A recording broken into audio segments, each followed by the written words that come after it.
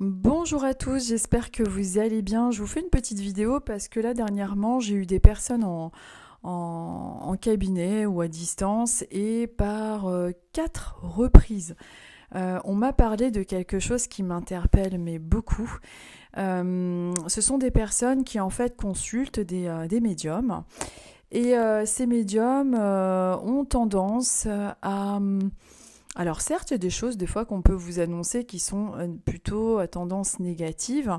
La vie n'est pas un long fleuve tranquille et on n'est pas là pour vous annoncer que des choses positives. Mais il y a quand même une limite entre annoncer des choses un petit peu difficiles avec des retards dans la vie ou des choses que nous, on peut, comment dire, apercevoir comme un retard dans votre évolution ou quelque chose qui bloque. Bon bref, enfin, tout ce qu'on peut voir en voyance et en médiumnité. Et là, donc, j'ai eu donc 4 personnes différentes qui m'ont fait part de quelque chose que je trouve assez grave quand même.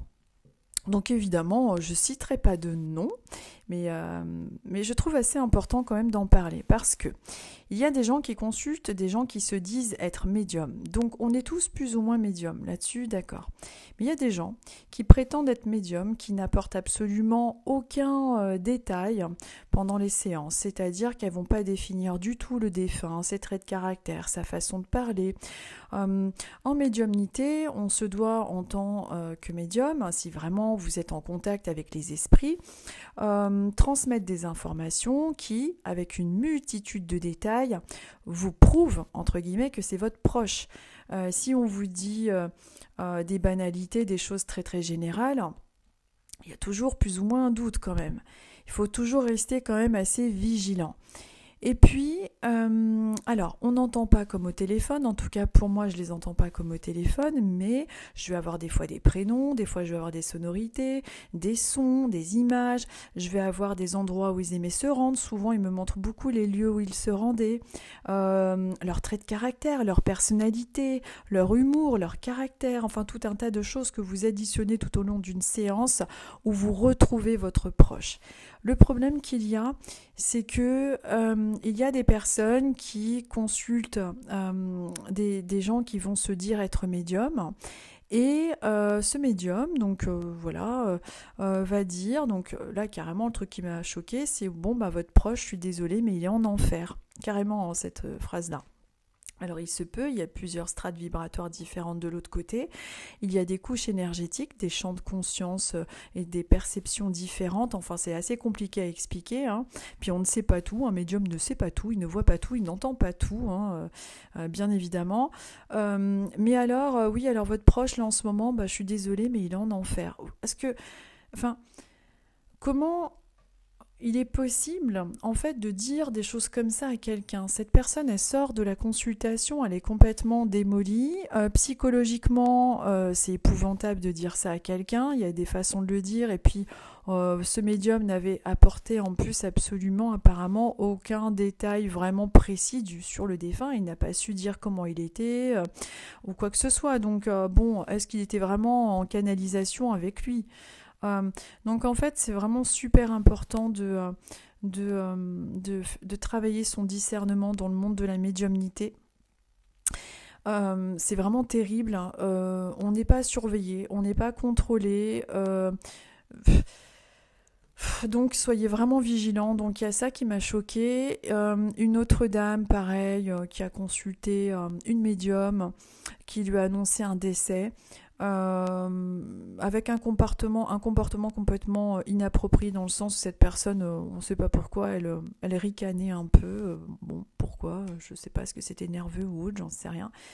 Mais enfin, il y a ça. Qu'est-ce que j'ai entendu d'autre, mais des trucs incroyables, quoi, mais d'une violence dans les propos. Alors, est-ce que c'est pour vendre des fois après un rituel, un soin, un truc, une prière qui ferait qu'ils aideraient? Faut vraiment être hyper méfiant.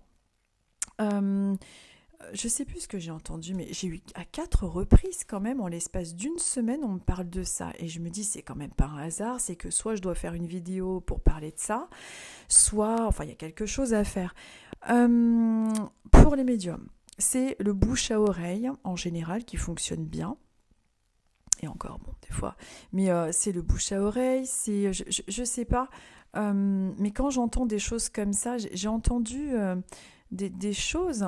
oui, une ancienne consultante, c'est vrai, on lui avait dit aussi, elle avait consulté, parce que la pauvre, elle avait perdu... peut-être qu'elle regardera ma vidéo, je ne sais pas. Ça fait un moment que j'ai pas eu de ses nouvelles. Donc, elle avait consulté un médium qui lui avait dit que son enfant était pas bien du tout de l'autre côté, qu'il souffrait, qu'il fallait des prières, qu'il fallait qu'il le fasse monter. Donc évidemment, ça impliquait, je crois, un rituel ou j'en sais rien. Bon bref, tout est qu'une question de fric finalement. Donc bon. Oui, alors vous allez dire, oui, moi j'en prends aussi parce que j'ai envie, mais il faut être raisonnable, il faut être honnête, on ne ment pas au nom des esprits, on ne se fait pas passer pour eux. Souvent, on vous met en garde contre le Ouija ou ce genre de choses. Mais, alors je dis pas qu'il faut en faire, c'est pas du tout ce que je suis en train de dire là, mais à partir du moment où vous faites semblant d'être médium et que vous faites semblant de parler à la place de quelqu'un qui se trouve de l'autre côté, vous recevrez les foudres de cette personne. Parce que si par exemple demain je décède ou vous, peu importe, on va tous repartir de l'autre côté, et que quelqu'un parle en votre nom alors qu'il sait très bien qui capte rien, ça ne nous fera pas plaisir, que ce soit vous ou moi. On est bien d'accord là-dessus. Donc j'avais juste envie de faire cette vidéo-là pour appuyer sur cette mise en garde. On est quand même nombreux en tant que médium à vous le dire.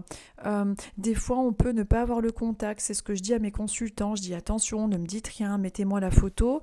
Moi, je vous dis tout ce qui me vient. Donc vous le savez quand vous me consultez.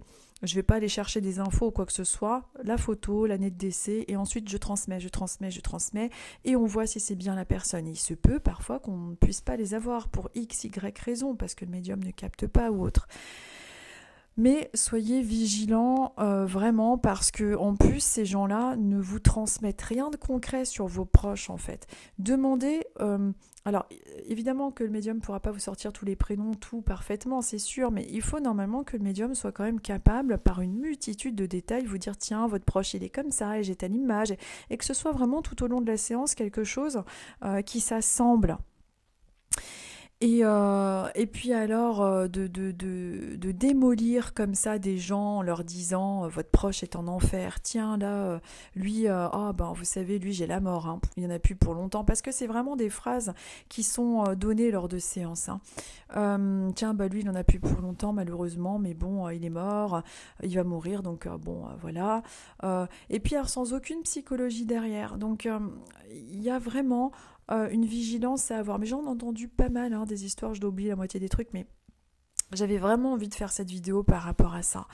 Parce que ça pullule de tout ça.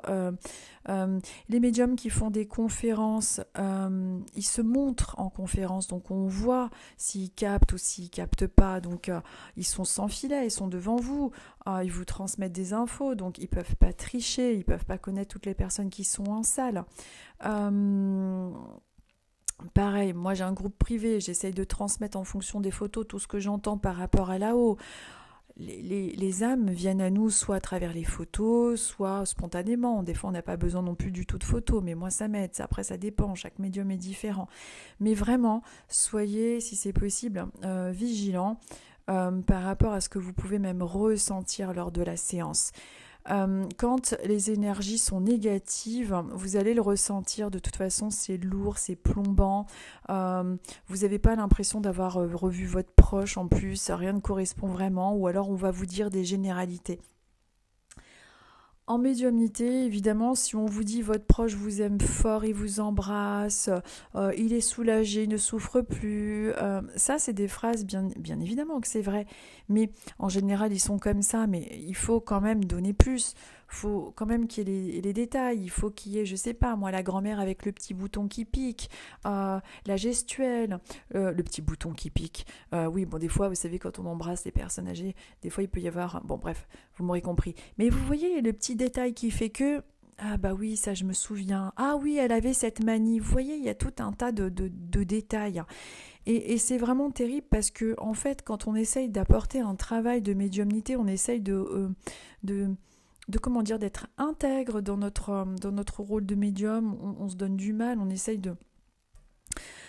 comment dire, de tout faire pour aider les gens. Et puis à côté, vous avez des gens, bah, c'est comme partout, dans tous les métiers. Alors, médium n'est pas un métier, c'est une vocation, hein, on va dire que c'est une vocation. On en fait un métier. Parce que bah, de faire deux jobs, moi je l'ai fait, hein, travailler dans le social, rentrer le soir, faire des séances, bah, je peux vous dire que je priais des fois, c'est pas bien, mais je souhaitais que la personne annule au dernier moment parce que j'étais crevée. Donc, médium n'est pas un métier, c'est une vocation, c'est un sens qui est plus développé chez nous, si vous voulez, même si ça peut se développer chez chacun d'entre nous, plus ou moins, mais voilà, soyez vigilants et j'avais envie de faire cette petite vidéo pour vous le dire parce que vraiment, et puis en plus c'est souvent hein, qu'on me dit tiens j'ai une dame elle m'a dit que j'avais de la magie noire, c'est une médium, elle m'a dit si ça, je dis mais elle a eu ton proche, elle a eu ton défunt, elle a su te donner des détails. Ben non, c'est vrai qu'elle m'a rien dit, mais si elle est médium, elle doit savoir, elle doit vous apporter en fait des éléments, et puis c'est une multitude d'éléments qu'on doit vous apporter en fait. Euh, c'est, je suis vraiment mais choquée de ce que j'entends. Ah bah il est en enfer. Hein. Vous vous rendez compte de dire à quelqu'un, cette personne est en enfer, ah bah tiens, bah là, oh bah lui il va mourir. Lui il va mourir de toute façon, donc ne bataillez pas, hein, ça sert à rien de perdre du temps. Enfin, c'est un... je trouve ça scotchant. Bref. Donc voilà, c'était la petite vidéo mise en garde. Je sais pas, il y a des noms connus de médiums, vous les trouvez, ils sont partout. Enfin, il y a des gens qui ont quand même fait leurs preuves. Moi, je suis pas une médium connue. Moi, je suis une petite médium qui fait ce qu'il peut, comme elle peut, dans ma petite province. Je reste discrète. Enfin bon, je me montre quand même, mais enfin bon. Bon, voilà. Bon, bah écoutez, moi je vais aller faire à manger, ceci dit. Hein, le petit message est passé, je vous embrasse très très fort. Et puis je repars dans ma vie quotidienne. Et puis je vous dis à bientôt et restons vigilants. Ouh là là.